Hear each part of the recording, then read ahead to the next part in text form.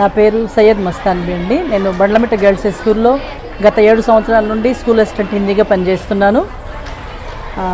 ఇక్కడ ఈ స్కూల్లో 7 సంవత్సరాల నుండి, కానీ 2009 నుండి నేను స్కూల్ అసిస్టెంట్గా పనిచేస్తున్నాను. హిందీ సబ్జెక్ట్ నా సబ్జెక్టు. మేము ఎప్పుడు కూడా హిందీ సబ్జెక్ట్లో ఇప్పటి వరకు 100% రిజల్ట్తో ముందుకెళ్తున్నాము. నా కెరీర్లో మొత్తంలో కూడా హిందీ సబ్జెక్ట్ 100% వచ్చాయి.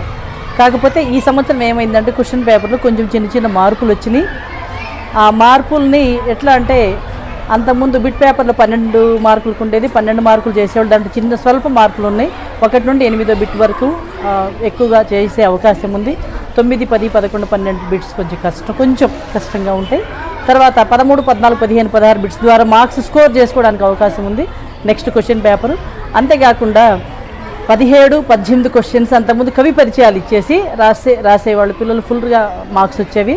ఈసారి మార్పులు జరిగాయి. వీటిలో కూడా మంచి మార్క్స్ తెచ్చుకునే అవకాశం ఉంది.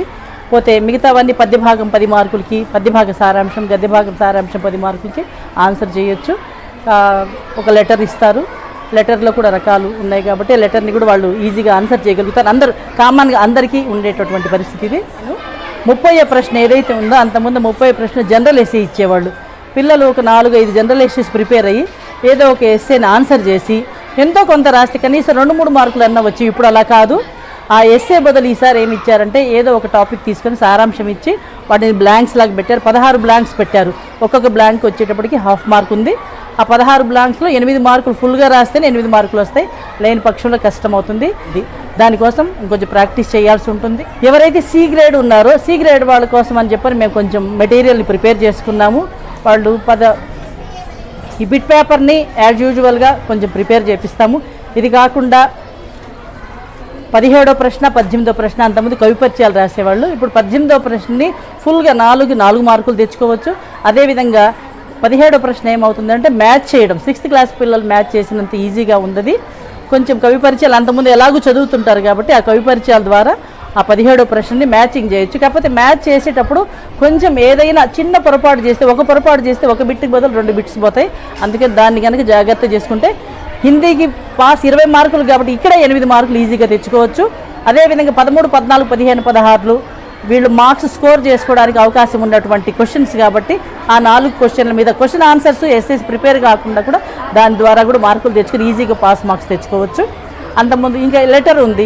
లెటర్లో హెడ్డింగ్స్, డేట్, తర్వాత స్థాన్ ఇవన్నీ రాయడం ద్వారా కూడా ఈజీగా మార్కులు తెచ్చుకోవచ్చు. పాస్ పర్సంటేజ్కి ఇందులో ఛాన్స్ ఉంది 20 మార్కులు కాబట్టి. ఒక హింట్స్ ఇవ్వడం అన్నదే కొంచెం మైనస్ పాయింట్ అయినది. తర్వాత పద్యభాగం సారాంశం ఇంకొంచెం ఎక్కువగా మార్కులు తెచ్చుకోవాలి అనుకున్న వాళ్ళు పాస్ కాకుండా వాళ్ళు పద్యభాగ సారాంశాల నుండి ఏవైనా 1-2 సారాంశాలు చిన్న నాంటేలు క్వశ్చన్స్ చదువుకున్నారనుకోండి, ఈజీగా పాస్ అయిపోవచ్చు.